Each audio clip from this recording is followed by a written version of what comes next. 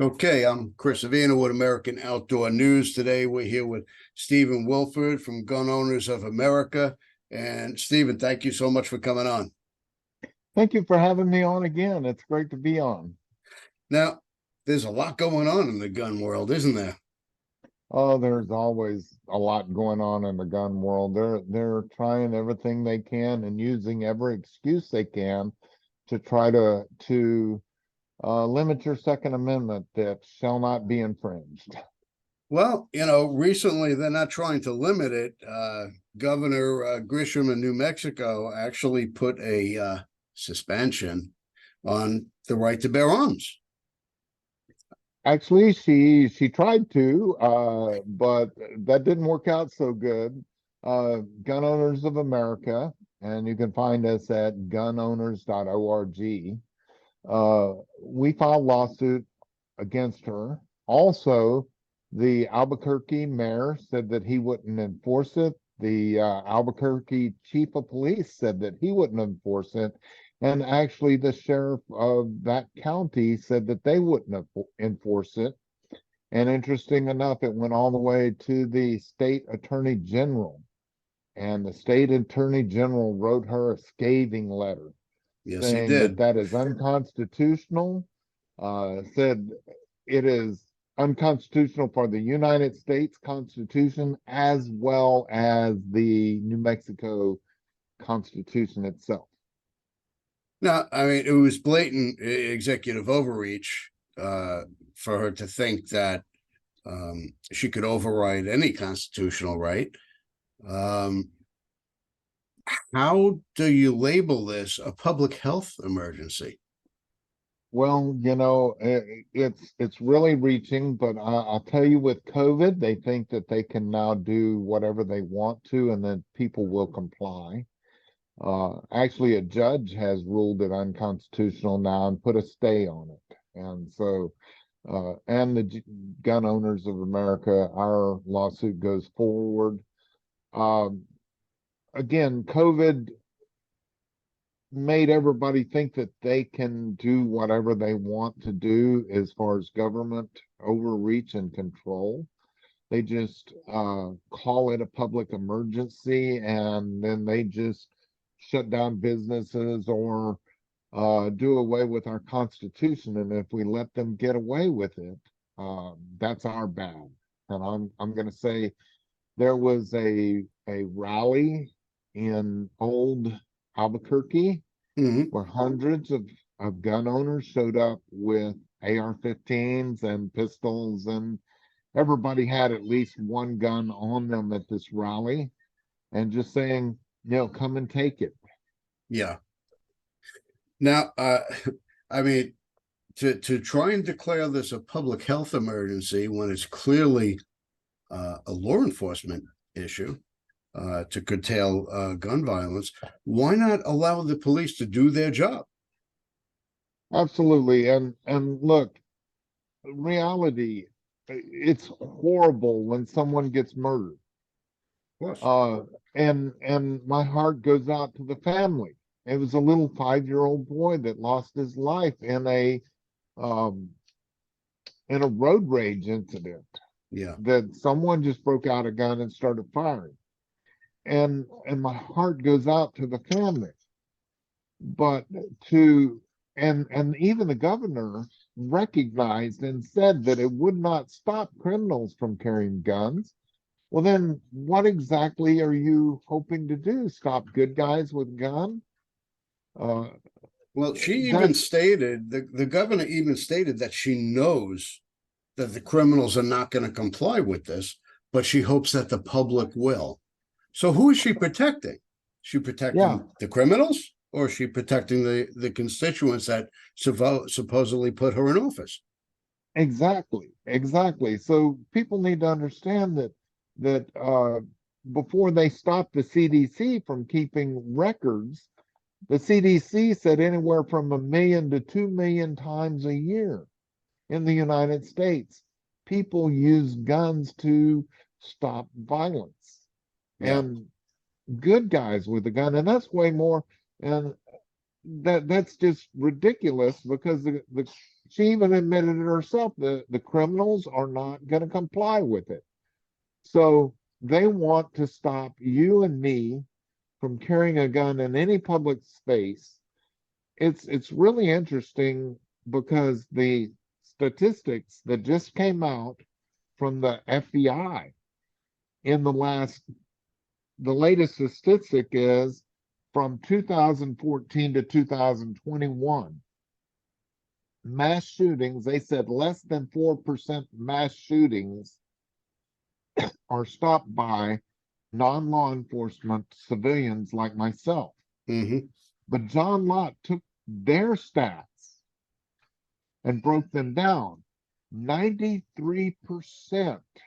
of all mass shootings happen where? In gun-free zones. Yep. So he took all the gun-free zones out of the equation because law-abiding citizens couldn't have stopped those. What was left between 2014 and 2021 were 204 mass shootings that happened that weren't in gun-free zones. And out of those 204, 104 of them were stopped by non-law enforcement civilians like myself. Mm-hmm. So that's over 50%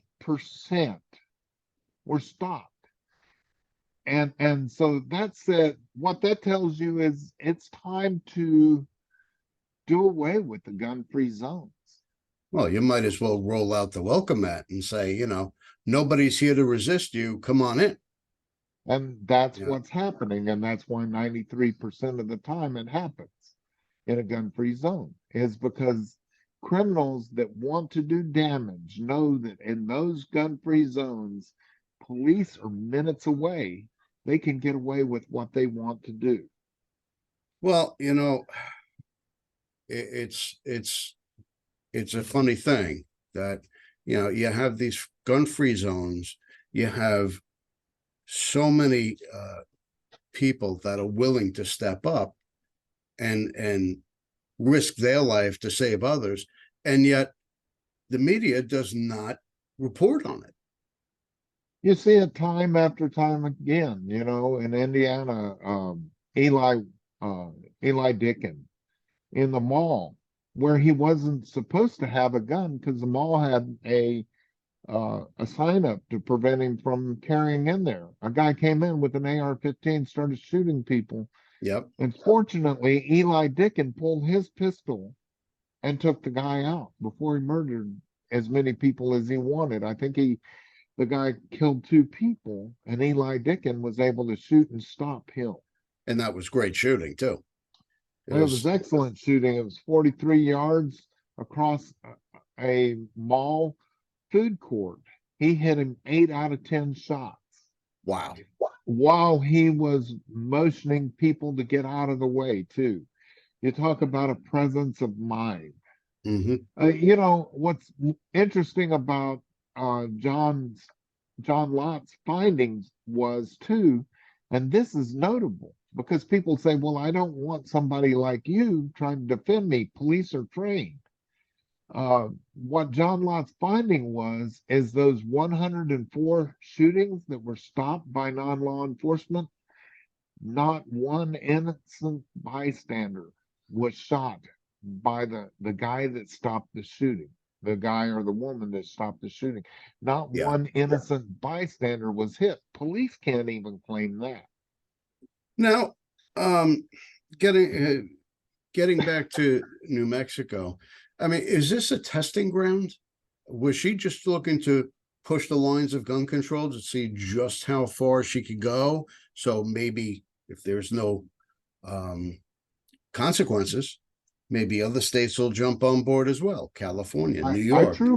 I truly believe that other states were watching this very closely to see if they could also. And I believe that if it had been unchallenged, that there would be other states that would look for opportunities, Well, to if do you the notice, exact same thing.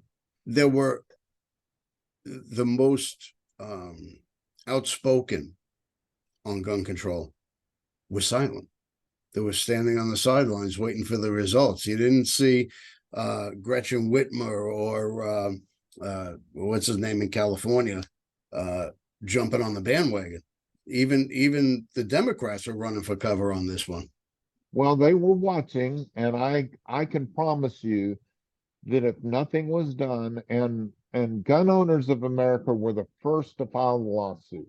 Mhm. As soon as we heard it, our lawyers were all over it. And please, again, go to gunowners.org and sign up. We were the first ones, and then 4 other lawsuits were filed shortly after. And even a class action lawsuit, which I don't believe the class action lawsuit necessarily will go anywhere, Mhm. but it was filed just the same. And I think it is excellent that everybody jumped on it.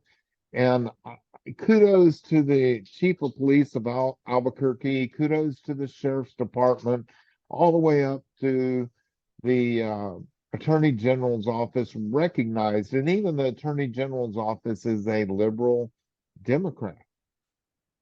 But they even recognized that, oh, this is the wrong thing to do, that we're gonna lose on this one. And so they all jumped on the governor, and great. Thank Yep. you very much. Um, so, Mm. so if it was a test, it was a resounding back off. Now, what exactly does your lawsuit state? That it is unconstitutional, and that to the detriment of California, New Mexicans, Mhm. that it is violating their civil rights. You know, she didn't just ban it, but even if you had a permit to carry, she banned all permits to carry. Yep. And it is a blatant violation of the Second Amendment, and that's what our lawsuit says. Well, it's, we definitely answered in resounding fashion. And I think we put this to bed rather quickly. It didn't linger. Everybody spoke out, made their statement, and really put her in a place. I would love to, if you don't mind me making a shameless plug for my book. Please do. I have a brand new book out. It's called A Town Called Sutherland Springs. Mm-hmm. And you can pick that book up at Amazon, or you can even go to gunowners.org, look around, do a search for my book. You can buy it at either Amazon or gunowners.com or .org. I'm sorry, gunowners.org. Well, people really don't need to look any further of people, a good guy with a gun against a bad guy with a gun than to read your book or hear your story, because you lived it.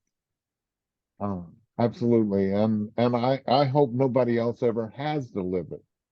But we know in this world that evil prevails so many times that it takes someone with good intent to stop someone with bad intent.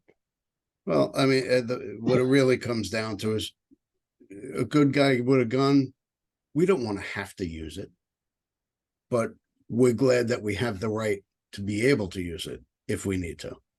Absolutely. Absolutely. All right. Well, where we could pick your book up on Amazon, and where else? Yeah, your website. You can go to Amazon, pick it up. You can go to gunowners.org and pick it up there. Or you can even go to thebarefootdefender.com. And there's a link there also. All right. Well, I appreciate you definitely jumping on last minute and coming on the podcast. It was an extremely important topic, and I'm glad that we have organizations like yours and people like you that are definitely standing up for our rights, because we need it. Well, we are in the fight to win the fight. We don't believe that the founding fathers can be misinterpreted by saying shall not be infringed. It means exactly that. And it's time for this nation to understand the only way out of this evil is with people that carry and would put their life on the line. Absolutely. Well, I appreciate you. Thank you again. And I look forward to meeting you at the next show. Thank you. God bless. You too. Take care. Bye-bye.